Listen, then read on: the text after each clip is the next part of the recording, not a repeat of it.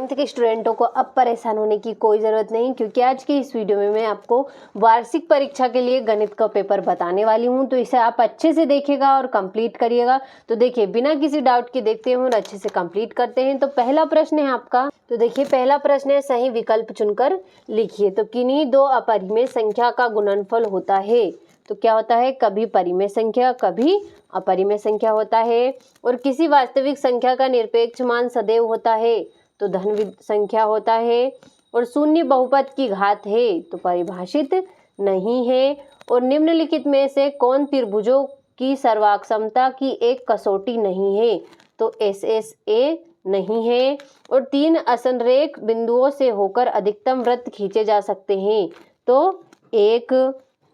और अगला है आपका गोल। एक गोले का आयतन होगा, तो कितना होगा? 4/3 करनी में पाई क्यूब होगा। तो देखिए, इस तरीके से आपका पहला प्रश्न आंसर सहित कंप्लीट हुआ। अब देखते हैं हमारा अगला प्रश्न, जो कि है, ये रहा आपका इंग्लिश मीडियम वालों के लिए। तो उनके लिए भी हम लेकर आए हैं। तो इन क्वेश्चनों के मैंने आंसर टिक लगा दिए ताकि आपको कोई भी प्रॉब्लम ना हो। तो देखिए आगे है। तो देखिए, इस तरीके से इन सभी को आप अच्छे से कंप्लीट करिएगा। तो देखिए, हमारा पहला प्रश्न आंसर सहित कंप्लीट हुआ। अब देखते हैं हमारा दूसरा प्रश्न, रिक्त स्थानों की पूर्ति कीजिए। तो 9 की पावर 1/2 का मान 3 है। और y अक्ष के समानांतर रेखा के प्रत्येक बिंदु की भुज समान होती है। और सरल रेखा का वह भाग जिसके 2 अंत बिंदु हो रेखाखंड कहलाता है। आयत के विकर्ण बराबर होते हैं तथा एक दूसरे को समद्विभाजित करते हैं। और 3x³ में x³ का गुणांक 3 है। और बिंदु 7, -6 की कोटि का मान -6 है। तो इस तरीके से आपका दूसरा प्रश्न कंप्लीट हुआ। देखिए, ये रहा आपका इंग्लिश मीडियम वालों के लिए। तो इनके आंसर मैंने भर दिए हैं ताकि आपको कोई भी प्रॉब्लम ना हो। तो इनको स्क्रीनशॉट लेकर कंप्लीट करिएगा। अब देखते हैं हमारा तीसरा प्रश्न, सही जोड़ी बनाइए। तो a⁴m भागित a⁴n। तो इसका होगा a⁴m - n। एक ठोस की विमाओं की संख्या, तो 3। 90 डिग्री से कम माप वाला कोण, तो इसका होगा न्यून कोण। प्रत्येक वर्ग अंतराल की निम्नतम सीमा, तो इसका होगा आपका निम्न वर्ग सीमा। मूल बिंदु के निर्देशांक, तो 0,0। रेखाएं प्रतिच्छेदी हो, तो इसका होगा अद्वितीय हल। तो इस तरीके से आपका तीसरा प्रश्न भी कंप्लीट हुआ।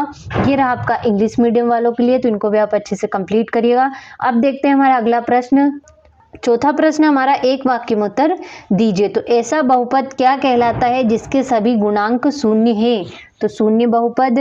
एक बिंदु से होकर कितनी सरल रेखाएं खींची जा सकती है? तो असंख्या। और किन्हीं चरों का औसत मान क्या कहलाता है? तो माध्य। और बिंदु 3, -2 किस चतुर्थांश में स्थित है? तो चतुर्थांश में। और यदि x = 2 और y = 1 समीकरण 2x + 3y = k का एक हल है, तब k का मान होगा, तो कितना होगा? 7 होगा। दो चरों वाला एक रैखिक समीकरण लिखिए। तो इसका होगा आपका ax + by + c = 0। तो इस तरीके से आपका चौथा प्रश्न कंप्लीट हुआ। ये रहा आपका इंग्लिश मीडियम वालों के लिए। तो अब इनको मैंने इन क्वेश्चनों के सामने ही आंसर लिख दिए हैं ताकि आपको कंप्लीट करने में कोई प्रॉब्लम ना हो। तो अब इनको आप अच्छे से स्क्रीनशॉट लेकर कंप्लीट करिएगा। अब देखते हैं हमारा पांचवा प्रश्न, सत्य सत्य लिखिए। तो बिंदु 0,3 तृतीय चतुर्थांश में स्थित है, तो असत्य। जब दो असमांतर रेखाओं का एक तृतीयक रेखा प्रतिच्छेद करे तो एकांतर कोण बराबर होते हैं, तो असत्य होगा आपका। समद्विबाहु त्रिभुज के तीनों कोण बराबर होते हैं, तो असत्य है। समलंब चतुर्भुज की सम्मुख भुजाएं समांतर होती है, तो असत्य है। वृत्त की समान जिवाएं केंद्र पर समान कोण अंतरित करती हैं, तो सत्य होगा। एक त्रिभुज का क्षेत्रफल आधार गुणित शीर्षलंब होता है, तो ये भी आपका असत्य होगा। तो इस तरीके से आपका पांचवा प्रश्न कंप्लीट हुआ।